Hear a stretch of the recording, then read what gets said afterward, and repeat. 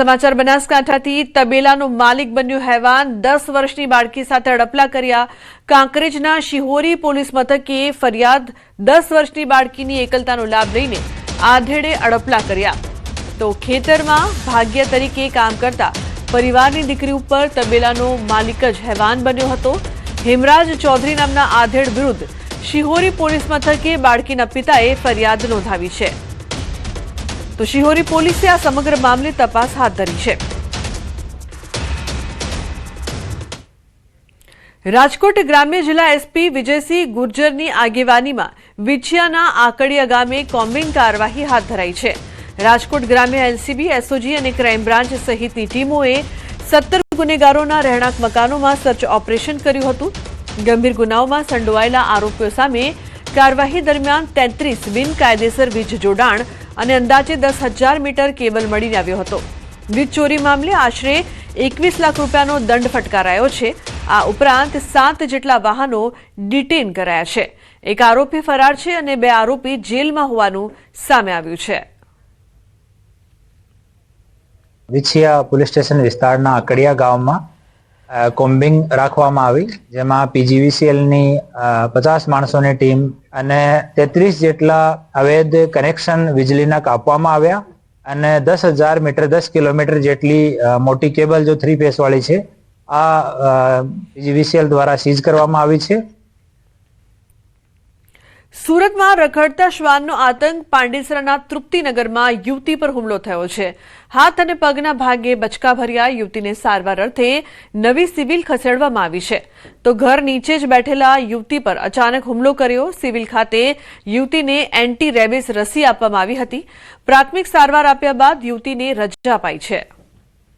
તો હાથ અને પગના ભાગે બચકા ભર્યા હતા। પાંડેસરાના તૃપ્તિનગરમાં યુવતી પર હુમલો થયો છે। ઉલ્લેખનીય છે કે યુવતીને સારવાર આપવામાં આવી છે, પરંતુ સુરતમાં રખડતા શ્વાનનો આતંક છે તે યથાવત છે।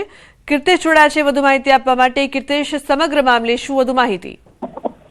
બિલકુલ, સુરતમાં શ્વાનોનો આતંક ઓછું થવાનું નામ નથી લઈ રહ્યો। એક પછી એક વિસ્તારમાં શ્વાનો દ્વારા હુમલો કરવામાં આવે છે, ત્યારે સુરતના પાંડેસરા વિસ્તારમાં તૃપ્તિનગર ખાતે હાથ અને પગના ભાગે એક શ્વાન દ્વારા હુમલો કરવામાં આવે છે। એક વ્યક્તિને ઈજા પહોંચાડવામાં આવી છે, કહી શકાય। યુવતીને સારવાર અર્થે સુરતની નવી સિવિલ હોસ્પિટલ ખાતે ખસેડવામાં આવી છે। ખાસ કરીને સ્લમ વિસ્તાર અને નાના બાળકો શ્વાનોના જે હુમલા છે તેમાં સૌથી વધુ ભોગ બની રહ્યા છે। દરરોજ 100 કરતા વધુ કેસો સામે આવતા હોય છે, ત્યારે વધુ એક કેસ સામે આવ્યો છે, જેમાં 27 વર્ષની યુવતી ઉપર શ્વાન દ્વારા હુમલો કરવામાં આવ્યો છે। જોકે ઇજાગ્રસ્ત હાલતમાં તેને સિવિલ ખસેડી છે। હાલ તેની સારવાર ચાલી રહી છે। બિલકુલ કીર્તેશ, આભાર સમગ્ર માહિતી બદલ। બનાસકાંઠામાં રસ્તાઓની બિસ્માર હાલત હવે જનતા માટે જીવનું જોખમ બની રહી છે। ધાનેરાને જોડતો 27 કિલોમીટરનો મુખ્ય માર્ગ અકસ્માતોનું કેન્દ્ર બન્યું છે। નોંધનીય છે કે વર્ષ 2024માં આ 44.56 કરોડના ખર્ચે ડબલ લેનનું કામનું ખાતમુહૂર્ત કરવામાં આવ્યું હતું। તે વાતને 2.5 વર્ષ થયા, પરંતુ હજુ સુધી આ કામ અધૂરું જ છે। ઠેર ઠેર રોડ ખોદીને મૂકી દેવાયો છે, જેના કારણે વાહન ચાલકોની હાલત કફોડી બની છે। તેથી સ્થાનિકોમાં તંત્ર સામે ભારે રોષ પણ જોવા મળી રહ્યો છે। હોજ હવાર 2 ટાઈમ દૂધ ભરાવા માણસો આવે, એ ટાઈમે બધે દૂધને બરણીઓ બાઠી મરે, સીધી બાઇક લઈને ભોય પડે છે। બધા સારવારમાં છે ધોનેરા સુધી દવાખાને જાય, પછી માણસોને ચાલવામાં દર શનિવારે ઘેડા જવા માટે આ બધી વસ્તીનું ફૂલ ટ્રાફિકમાં સાહેબ એક્સિડન્ટો થાય। ટ્રક બાઠી મરેલી પડી દોડ નહીં, અને એવી ભયંકર પરિસ્થિતિ થઈ ગઈ છે।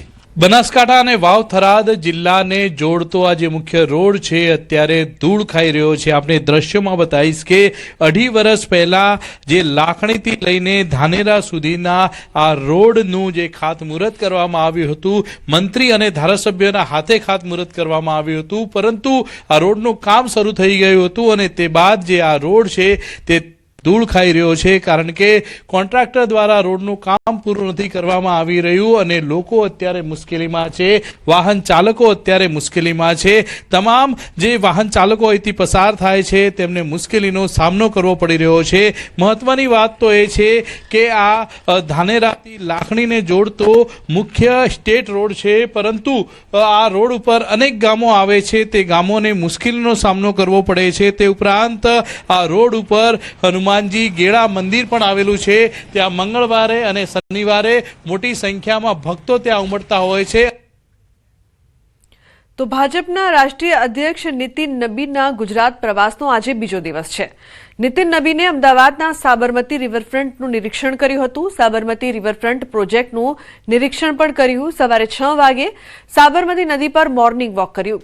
નદી કિનારે યુવકો સાથે નાસ્તો કરીને વાતચીત કરી હતી. ગુજરાત પ્રદેશ પ્રમુખ જગદીશ વિશ્વકર્મા પણ હાજર રહ્યા હતા. તો ગુજરાત પ્રવાસનો તેમનો આજે બીજો દિવસ. વહેલી સવારે સાબરમતી નદી પર મોર્નિંગ વોક કર્યું હતું, સાથે જ રિવરફ્રન્ટ પ્રોજેક્ટનું નિરીક્ષણ કર્યું હતું અને કઈ રીતે તેનું કામકાજ ચાલી રહ્યું છે તે પણ તેમણે જોયું. નદી કિનારે યુવકો સાથે નાસ્તો કરીને વાતચીત કરી હતી. તો નીતિન નબીના ગુજરાત પ્રવાસનો આજે બીજો દિવસ.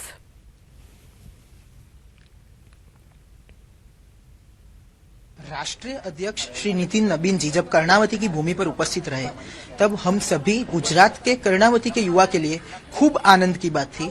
और जब जैसे मैंने बताया कि सर ने हमारे साथ वणेला गाठिया पे बात ऐसे हमारे साथ बैठे नाश्ता किया और हमारे सबके खुद के क्या अभिप्राय है, हमारी क्या प्रक्रिया होनी चाहिए उस पर बात की.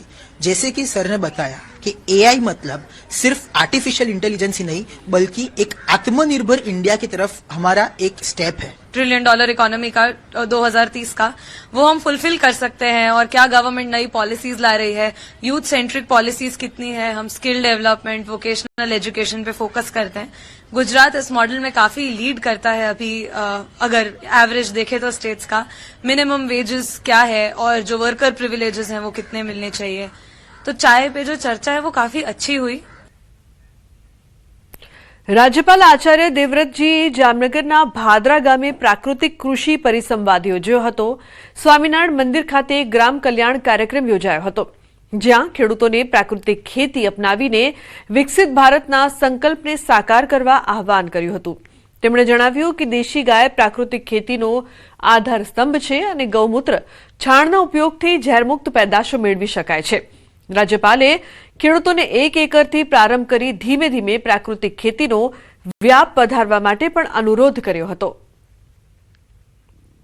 ઉલ્લેખનીય છે કે ખેડૂતોને પ્રાકૃતિક ખેતી અંગે મોટિવેશન પણ આપ્યું. ખેડૂતોએ 1 એકરથી પ્રયોગ શરૂ કરવાની તેમણે અપીલ કરી. રાજ્યપાલે યોજ્યો હતો પ્રાકૃતિક કૃષિ પરિસંવાદ.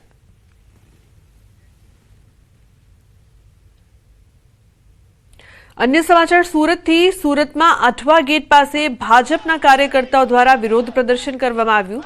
કોંગ્રેસ દ્વારા દિલ્હીમાં આયોજિત ભારતની પ્રતિષ્ઠિત ઇન્ડિયા એઆઈ ઇમ્પેક્ટ સમિટ 2026માં વિઘ્ન ઊભું કરીને રાહુલ ગાંધીની અધ્યક્ષતામાં દેશવ્યાપી વિરોધ કરવામાં આવી રહ્યો છે, જેના લીધે ભાજપના કાર્યકર્તાઓએ રાહુલ ગાંધીનું પૂતળું સળગાવીને વિરોધ વ્યક્ત કર્યો હતો.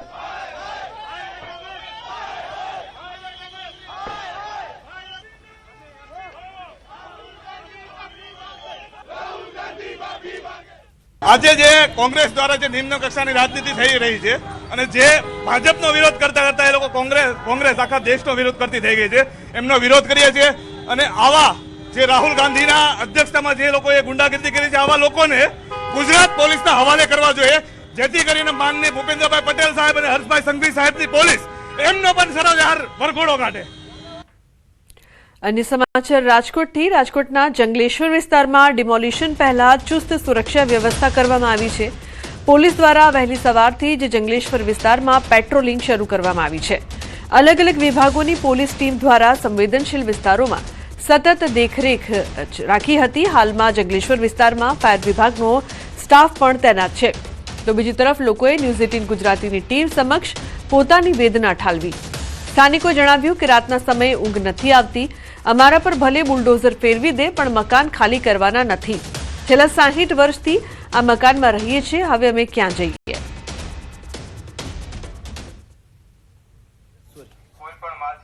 રાજકોટના જંગલેશ્વર વિસ્તારમાં સોમવારે ડિમોલેશન થવાનું છે. જો કે એ પહેલા જ અત્યારે અહીંયા સ્થાનિકોમાં પણ કંઈક આક્રોશ જોવા મળી રહ્યો છે. બેન, શું કહેશો? આપનો આક્રોશ કઈ રીતના છે? શું આપની પરિસ્થિતિ છે? અમારે 60 વર્ષ થઈ ગયા અહીંયા રહેવાનું. અમારે રોજ આતા સી, રોજ આ મહિનામાં પાડવાનું કીએ છે 2 દિન, અને મારો ઘરવાળો નથી. અમે ક્યાં જાય? સમજ્યા? અમે 60 વર્ષ થઈ ગયા. મારા છોકરા અહીંયા પેદા થયા, અહીંયા પરણી ગયા. અમારા જન્મ જ અમારા છોકરાનું અહીંયા જ છે. તો અચાનક ખાલી કરીને કેમ? અમે અમને આશરો કીધું તો નોટિસમાં લખેલું છે કે તમને દેશું, તો અમે રોમાય નથી આવતું. અમે ક્યાં જાય ભાડે રહેવા? હૈયું ભરાઈ જશે કે મરી જાવ, અને આવશે પાડવા તો હું પાડવા નહીં તો અહીંયા મરી જઈશ. આમાં આશરો દે તો ખાલી કરે ને, આ લોકોને સમજવું જોઈએ ને. હવે આટલું માણસ જાય ક્યાં? આ એક ફરિયામાં 8-10 જણા રહે છે. 8 જણા લઈને અમે રોડ ઉપર જાય, ક્યાં જાય કઈ સમજાતું નથી સાહેબ.